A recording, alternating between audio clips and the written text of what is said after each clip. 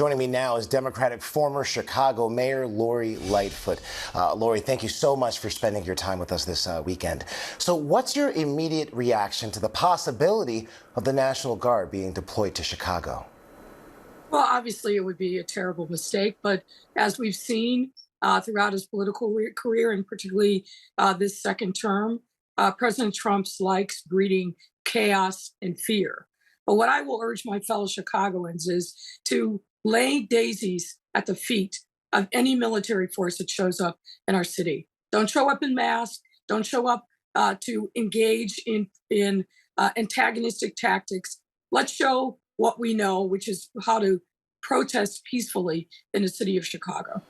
Now, on Friday, President Trump suggested he'd send the National Guard to Chicago because that's what people in the city want. Here's what he had to say.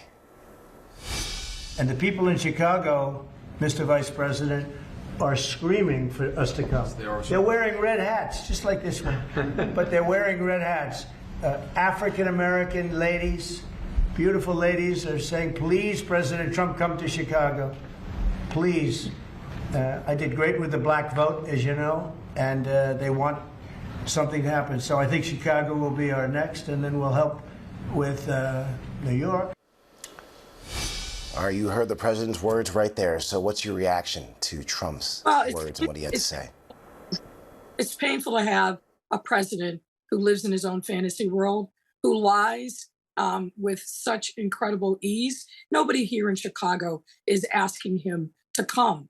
Our violent crime rates are down, as they are all across this country. He will manufacture a crisis. He will try to provoke confrontation and then use that as a justification. That's why we need to do what many before who engaged in peaceful protests, not only in this city, but across the country. We need to lay daisies at the feet of any military force here. The National Guard is not a police force. They are a military force. We've seen, unfortunately, tragedy strike when they've gone in other cities, particularly during the summer of 2020 in Minneapolis and Louisville. We don't need the National Guard here.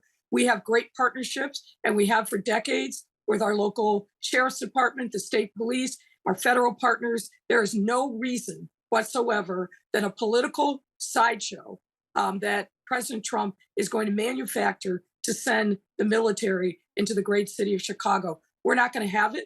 I'm confident that there will be lawsuits that will be brought, but we are mobilizing neighborhood by neighborhood to make sure that our residents actually feel safe, that our small businesses do not suffer economically, as has happened in other cities, but we'll be prepared to push back on what is an absolutely illegal authoritarian action on the part of this president.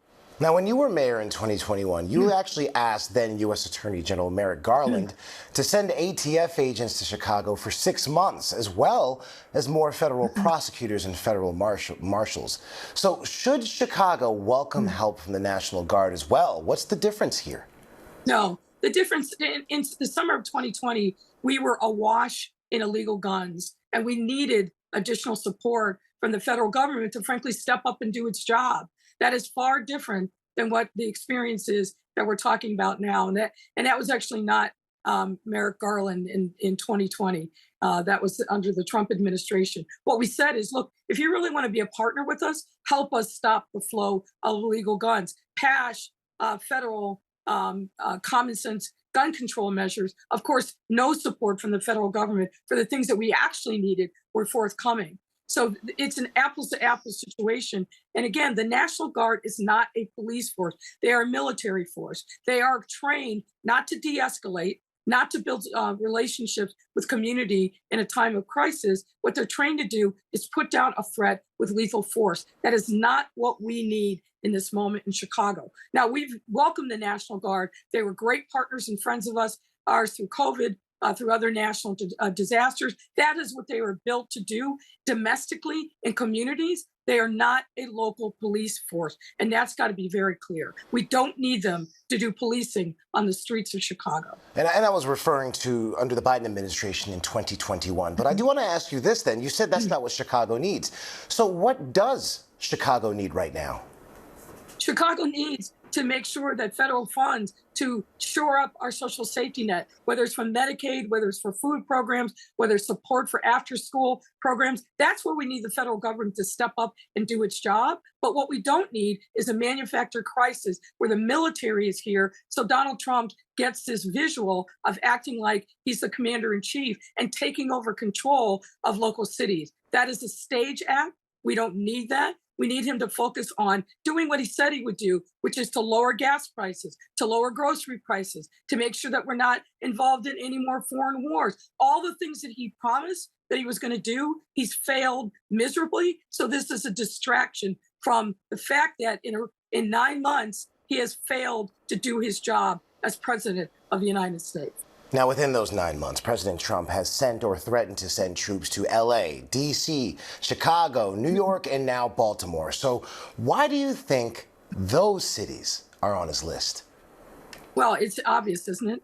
They're all Democratic cities, and in many of those cities, they're all controlled by Black mayors. This is reactivating his playbook from his campaign in 2020 when he went after Chicago and D.C. and Atlanta and other cities run by Democratic mayors, and many of them at that time run by Black women.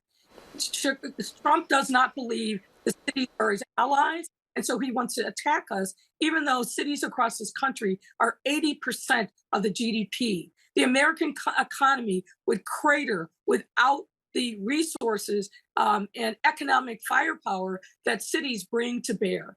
He doesn't care about that. He wants to make sure that we submit to his will, and that is never going to happen in the city of Chicago. Now, I will say right now, lawsuits are still playing out over the president's National Guard deployment in Los Angeles. So are there any lessons Chicago can learn from L.A.?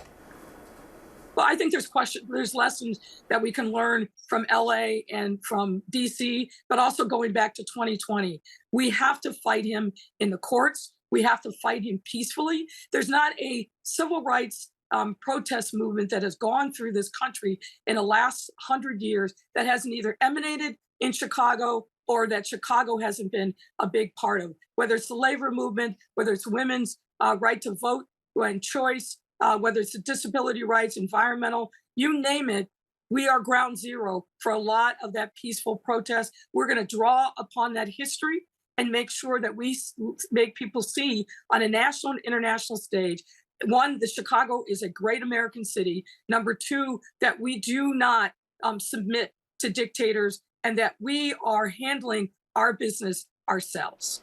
Former Chicago Mayor Lori Lightfoot, thank you for your time.